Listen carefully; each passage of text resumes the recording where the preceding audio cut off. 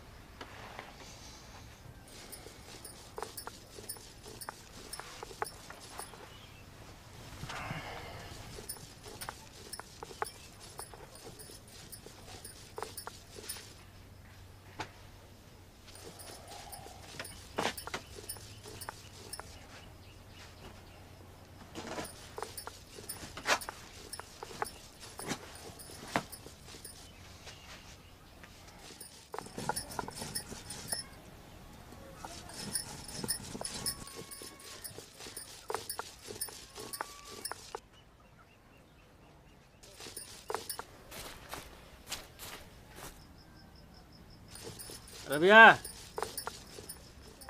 रबिया। हाँ। या जो एक पुड़िया सुरती लेकर। ठीक बा।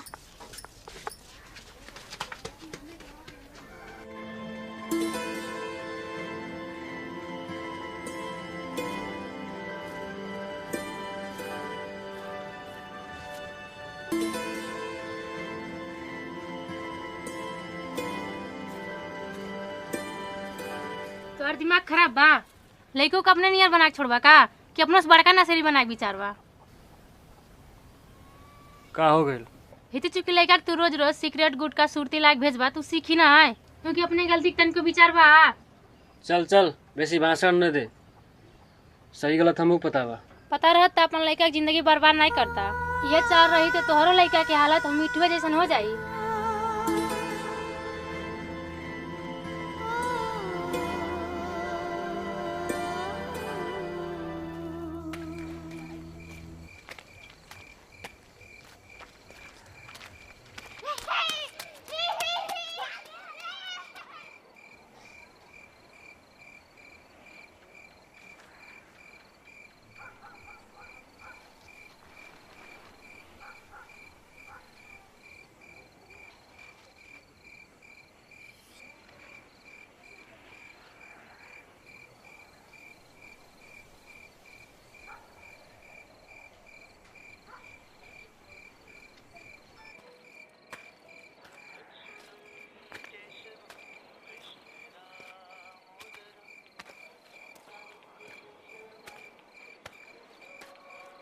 चाचा 50 रुपया दो न। का करबे रे?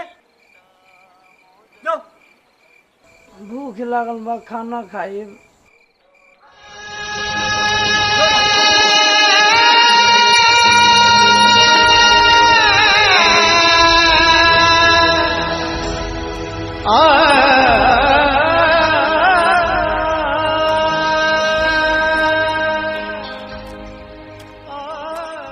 भैया का रे? 50 रुपया दो न। का करे पैसा रे तू? भूख लागल बा, खाना खाई।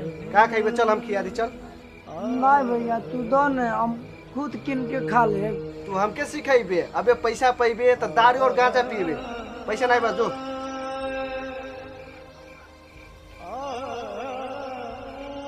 चाचा 50 रुपया दो न। देखा न घऊ लागल बाटे, जोर से बुखार भइल बा। दवाई कराए के पैसा नहीं बा। 50 रुपया दो न चाचा। अले जो यहाँ से। अरे ये का करत बाड़ा?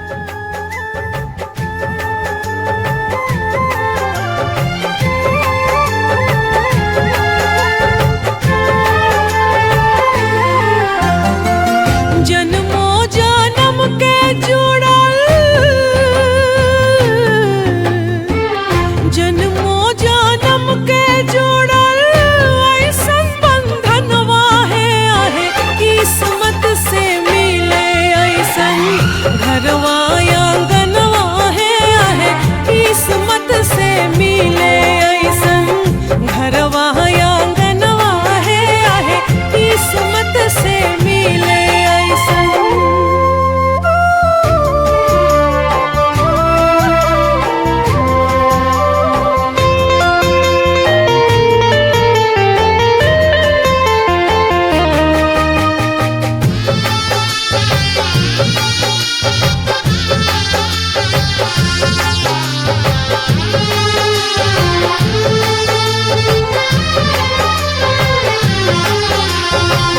सास ससुर माने माई बाबू के ऐसे, जेठया जेठानी लागे भाई बहिन जैसे। हो सास ससुर माने माई बाबू के ऐसे, जेठया जेठानी लागे भाई बहिन जैसे। बबलू ता लागे जैसे हमरा परनवा है आए किस्मत से मिले ऐसन घरवा आंगनवा है आए किस्मत से मिले ऐसन घरवा आंगनवा है आए किस्मत से मिले ऐसन। बिने बिने कितना हल्ला करे ले रे? काहे ना करी हल्ला? तू बेटा की जिंदगी बर्बाद कर दा, हम बोलबो ना करी? अपने भाई से नियर पलर जाला और लड़का के पठा देला सिगरेट सुट्टी लाए के। उरैया में खाद पियत बा कि का करता तू देखे जाला? लइके जनमवा